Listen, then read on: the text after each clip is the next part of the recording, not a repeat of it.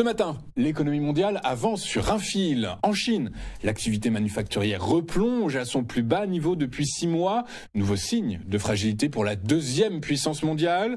Les grandes banques chinoises, elles, résistent mieux que prévu, portées par le trading et les commissions, mais sur fond de crédit en berne. En Europe, la Banque centrale européenne maintient le cap, décidée à stabiliser l'inflation sans étouffer la croissance. Et l'automobile mondiale vacille. Le gel des exportations de semi-conducteurs Nexperia menace les chaînes de production de Honda, Stellantis. Et enfin, en France, le budget 2026 entre dans sa phase politique entre taxes Zuckman et fin des niches fiscales. Un monde sous tension et sous surveillance économique. On commence en Chine, où les derniers chiffres confirment un net ralentissement du secteur manufacturier. L'indice PMI officiel s'est établi à 49 points, contre 49,8 en septembre, soit le plus bas niveau depuis 6 mois. En dessous de 50, je vous rappelle, l'indice signale une contraction de l'activité, et cette baisse est plus forte que prévu, puisque les analystes tablaient eux sur 49,6 points. Mais derrière ce chiffre, eh bien, 3 signaux d'alerte. La production recule, les nouvelles commandes diminuent, et l'emploi industriel se contracte. Cela traduit donc un double affaiblissement, une demande intérieure en berne et des exportations pénalisées par la guerre commerciale avec Washington. Les tensions douanières ravivées début octobre pèsent particulièrement sur 2 secteurs clés, l'électronique et la métallurgie. Mais malgré tout, les services, eux, s'en sortent un peu mieux. L'indice non manufacturier a progressé légèrement à 50,1 points, soutenu par la reprise du tourisme et du transport pendant la semaine d'or. Mais les PMI composites retombent exactement à 50, le seuil neutre entre expansion et contraction. Sur le plan macroéconomique, le PIB chinois a progressé de 4,8% au 3e trimestre, un chiffre positif, mais c'est le rythme le plus faible depuis un an. Le moteur immobilier reste, lui, en panne. Les ventes de logements ont chuté. Les investissements dans la construction s'essoufflent. L'investissement productif, lui, baisse de 0,5% sur les 9 premiers mois de l'année. La Chine reste donc dans une phase de stabilisation fragile. Le pays tente de soutenir sa croissance sans relancer le surendettement et de restaurer la confiance sans revenir à un modèle hyper investi. Et dans ce contexte morose, les grandes banques chinoises affichent pourtant des résultats meilleurs que prévus. L'ICBC, la Banque de construction de Chine, la Banque agricole et la Banque des communications ont toutes publié une hausse de leurs bénéfices au 3e trimestre. Leur secret, eh bien, des revenus de marché solides. Les revenus de trading et de commission ont explosé, compensant la baisse des marges sur les prêts. L'ICBC, la plus grande banque du monde par les actifs, a vu ses revenus de trading bondir de 43% à près de 8 milliards de yuan, tandis que son bénéfice net progressait, lui, de 3,3%. La Banque de construction de Chine a vu, elle, ses revenus hors intérêt grimper de plus de 20%, malgré un recul des marges de 1,36%. Mais cette apparente solidité masque des fragilités structurelles. La croissance du crédit reste faible, freiné par la crise immobilière et par la prudence des entreprises. Les grandes banques disposent d'une base de dépôt solide, mais les établissements régionaux et ruraux subissent une pression croissante, notamment sur leurs actifs liés à l'immobilier.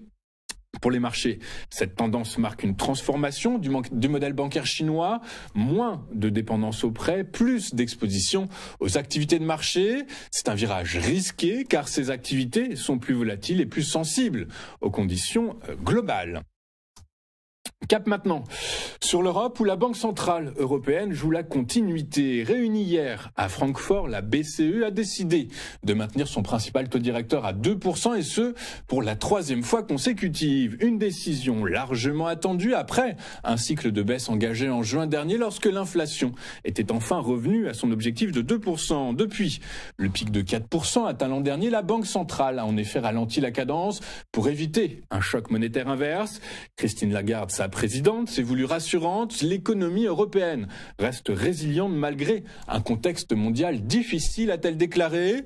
Les chiffres confirment ce diagnostic prudent. La croissance du PIB de la zone euro a atteint 0,2% au 3e trimestre, c'est mieux qu'attendu. Et l'inflation, elle, est légèrement remontée à 2,2% en septembre, sans inquiétude particulière. La BCE s'appuie sur la vigueur du marché du travail et sur la solidité du secteur des services pour maintenir ce cap monétaire.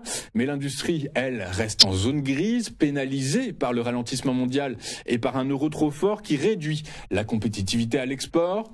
La Banque centrale réaffirme donc sa stratégie, agir selon les données, sans s'engager sur un calendrier. Plusieurs gouverneurs estiment d'ailleurs que le cycle d'assouplissement touche à sa fin.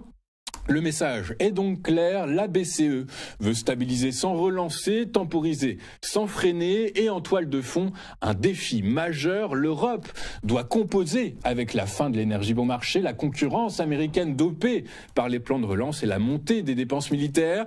Une équation complexe où chaque dixième de taux compte. Sur le front industriel mondial, le choc du moment vient de la Chine. Eh bien, encore elle. Effectivement, Pékin a décidé de suspendre les exportations de semi-conducteurs produits par Nexperia, filiale chinoise installée aux Pays-Bas. Une mesure de représailles après que le gouvernement néerlandais a pris le contrôle du site pour des raisons de sécurité nationale. Conséquence directe, eh bien, les chaînes d'approvisionnement automobile sont de nouveau menacées. Honda a réduit de moitié la production de son usine canadienne et suspendu celle de son site mexicain. En Europe, les constructeurs comme Mercedes-Benz ou Stellantis tirent sur leur stock mais préviennent qu'ils ne tiendront pas plus de quelques semaines. La CEA, l'association européenne du secteur, parle d'un risque d'arrêt de production imminent. Aux États-Unis, la Motor and Equipment Manufacturers Association évoque des répercussions significatives si la situation n'est pas débloquée rapidement. Le PDG de Ford, Jim Farley, a qualifié le dossier Nexperia de question politique, tandis que la dirigeante de General Motors, Mary Barra, admet un risque concret sur la production. Toyota et Nissan assurent, eux, que leurs stocks suffisent pour le court terme, mais reconnaissent que la dépendance mondiale aux puces électroniques est devenue un risque systémique. Cette crise s'inscrit dans un contexte plus large de fragmentation technologique. Pékin restreint aussi les exportations de terres rares et de matériaux pour batteries essentiels à la production de véhicules électriques. Résultat, la rivalité entre la Chine, les États-Unis et l'Europe ne se joue plus seulement sur les tarifs douaniers, mais sur le contrôle des chaînes d'approvisionnement.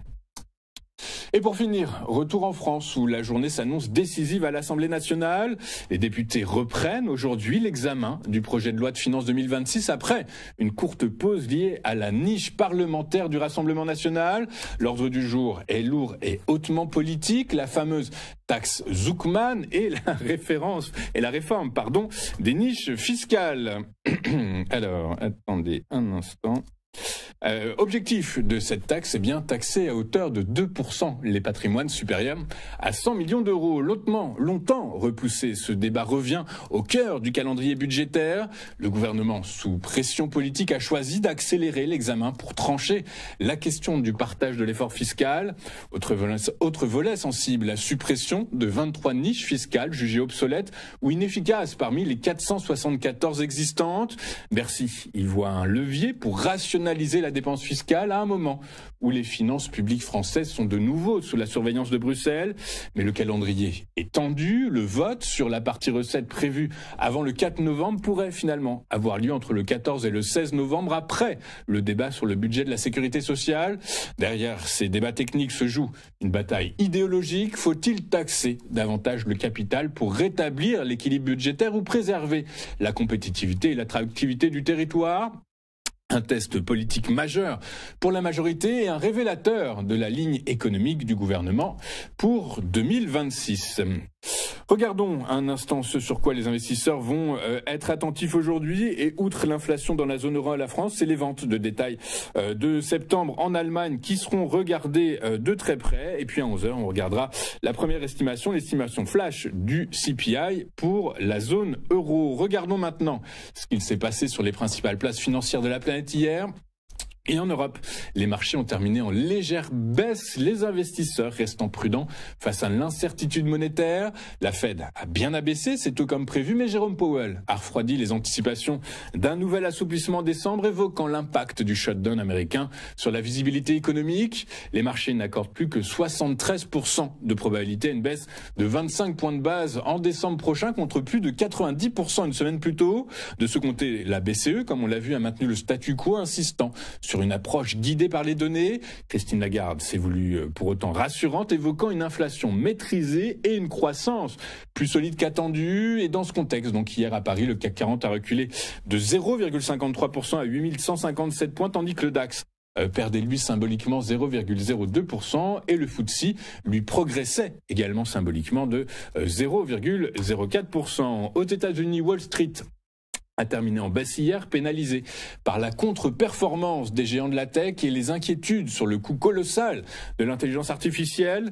Les résultats de Meta et Microsoft ont en effet refroidi l'enthousiasme des investisseurs. Le titre de Meta a chuté de 11,3%, effaçant plus de 200 milliards de dollars de capitalisation boursière, tandis que Microsoft a perdu près de 3%. Ces deux acteurs, je vous le rappelle, engagés dans une course à l'IA, prévoient désormais des dépenses annuelles frôlant les 100 milliards de dollars, un niveau jugé risqué à très court terme. Par ailleurs, la rencontre Trump-Xi Jinping n'a pas suscité d'enthousiasme. L'accord commercial reste superficiel et les tensions sino-américaines palpables. Dans ce contexte, hier, le Dow Jones a reculé de 0,23%, le S&P 500 de un peu moins de 1% et le Nasdaq de 1,57%. Quant au prix du pétrole, hier, ils ont peu évolué malgré la rencontre très attendue entre le président américain et son homologue chinois, rencontre qui n'a pas modifié les perspectives du marché énergétique.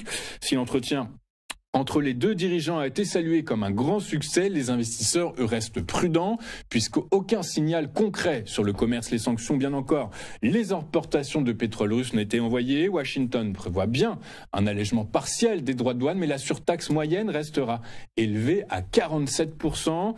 Par ailleurs, la Chine continue d'acheter massivement du pétrole à la Russie, ce qui entretient la crainte d'un excès d'offres. L'OPEP+, déjà en phase d'augmentation progressive de ses quotas, pourrait annoncer dimanche prochain une nouvelle hausse de production. Ainsi, hier, le prix du baril de Brent de la mer du Nord pour livraison décembre a gagné 0,12% à $65. Son équivalent américain, le baril de West Texas Intermediate pour livraison le même mois, a lui gagné 0,15% à $60,57 l'unité. Nous allons marquer une toute première pause dans cette édition du 31 octobre 2025 et juste après, nous retrouverons le chrono-CAC d'Antoine Quesada. Tout de suite sur TFI.